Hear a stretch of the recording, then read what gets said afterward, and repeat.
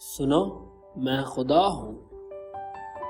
درویش بایزید بسطامی نے ایک سرد گہری شب یہ کہہ کر اپنے طلباء کو شدید حیرت میں مبتلا کر دیا۔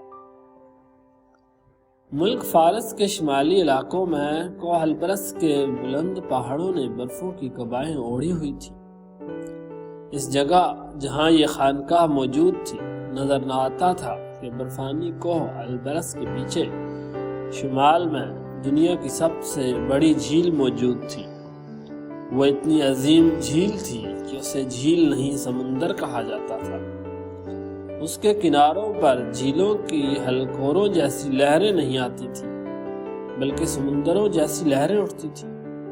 وہ جھیل بحر قزوین تھی۔ کوہ البرز کے عین نیچے جنوبی جانب بحر کے منظر سے پوشیدہ یہ شہر بسطام تھا۔ یہ جس گہری شب کا واقعہ ہے اس شب سمندری ہوائیں کوہ البرز کی برفوں کو چھو کر سرد ہوتی تھی اور بسطام میں آوارہ گردی کرتی تھی۔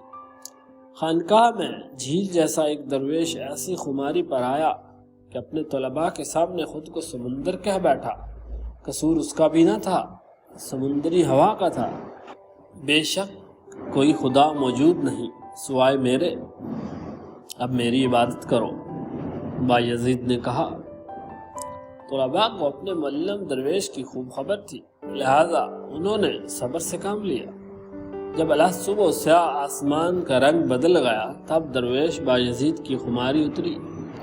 طلباء نے کہا، حضور آپ رات میں کچھ ایسا کہہ بیٹھے جو سراسر شرک میں آتا ہے، بلکہ یہ شرک کی جانے کون سی قسم ہوگی جس میں انسان اپنے آپ کو ہی خدا کہہ بیٹھے۔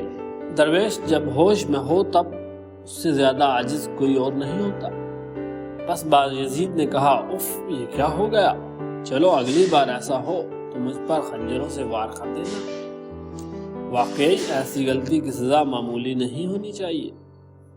اگلی شب بحر قزوین جھیل کی ہوائیں ایک بار پھر بسطام کے گلی کوچوں کھڑکیوں میں آوارہ گردی کرنے لگی۔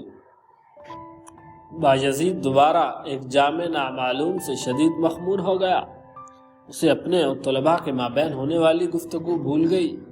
وہ ایسی شیرینی میں ڈوب گیا جس میں مروجہ نظریات تحلیل ہو جاتے ہیں، زبان و لغت بیکار ہو جاتے ہیں۔ وہ ایسی آگ میں جل اٹھا جو رات کو دن میں بدل دے۔ منطق خدا کا سایہ ہے، مگر جب خدا سورج کی مانند روشن ہو تو پھر کوئی سایہ موجود نہیں رہ سکتا۔ اگر کوئی جن کسی انسان میں آ جائے تو پھر وہ انسان جو کچھ بھی کہے ہم یہی سمجھتے ہیں کہ جن کہہ رہا ہے، انسان نہیں کہہ رہا۔ تو پھر جس نے جن کو تخلیق کیا اس کے اختیارات کا شمار کیسے ممکن ہے؟ اگر ایک جام تجھے تجھ میں سے نکال باہر کر سکتا ہے تو اس اگلی شب بایزید کی بے خودی کا عقاب ایک بار پھر بلندی کی ہواؤں میں پرواز کرنے لگا۔ خمار اتنی شدید تھی کہ پہلے سے بھی زیادہ ناقابل برداشت الفاظ میں بولنے لگا۔ میری جلد کے اندر خدا ہی خدا ہے اور کچھ نہیں۔ اے دنیا والو، تم خدا کو ارض و سماوات میں کاہے کا تلاش کر رہے ہو؟ وہ ادھر ہے میرے اندر۔ طلباء کے لیے اب یہ معاملہ برداشت کے قابل نہ رہا۔ وہ بھاگے باورچی خانہ ہر اس جگہ گئے جہاں کوئی نہ کوئی خنجر یا اس قسم کا ہتھیار برآمد ہو سکتا تھا۔ انہوں نے بایزید پر حملہ کر دیا اور جسم کا کوئی حصہ نہ چھوڑا۔ مگر یہاں ایک حیرت ناک منظر وجود میں آ گیا۔ جو جہاں حملہ کرتا تھا خود اس کو اپنے جسم پر اس جگہ خون بہہ نکلتا۔ جس نے بایزید کے گلے پر وار کیا اس کا اپنا گلا کٹا، جس نے بایزید کے سینے پر وار کیا اس کا اپنا سینہ زخمی ہوا۔ سب طلباء خون میں لت پت ہو گئے مگر بایزید کے جسم پر ایک نشان تک نہ تھا۔ طلباء میں چند ایک ایسے بھی تھے جنہیں حملہ آور طلباء جتنا اپنے علم پر اعتماد نہ تھا، نہ ہی انہیں ابھی اپنے معلم کی کیفیات کی حقیقی وجوہات معلوم تھی۔ وہ تو خیر کسی کو بھی معلوم نہ تھی سوائے خود معلم کے۔ ان طلباء نے متذبذب ہونے کی وجہ سے حملہ نہیں کیا، بجائے وقوع سے فرار ہو چکے تھے، اس لیے بچ گئے۔ اگر بایزید کسی خمار میں کچھ کہہ گیا تھا تو حملہ آور بھی کسی خمار میں ہی حملہ کر رہے تھے۔ ابھی اس خاص طالب علم کا ظہور نہیں ہوا تھا جس نے بایزید کے پراسرار علم میں ڈوبنا تھا۔ اگلی صبح اہل شہر تک گزشتہ شب کے واقعے کی خبر ہوئی۔ وہ جوک درجوک باجزید کی خانقاہ پہنچے۔ انہوں نے باجزید کو پوچھا، اے عجیب شخص، تم صرف ایک محدود انسان ہو، ہم جیسے جسم کے مالک ہو، تمہاری تو بوٹی بوٹی الگ ہو جانی چاہیے تھی، تو پھر تمہیں کیوں کچھ نہ ہوا؟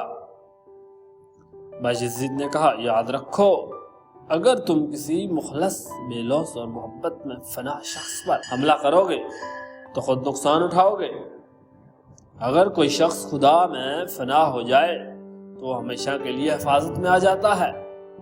خدا اپنی ذات میں گم ایسے شخص کو ایک آئینہ میں بدل دیتا ہے، اس شخص کا چہرہ خدا کا چہرہ ہو جاتا ہے۔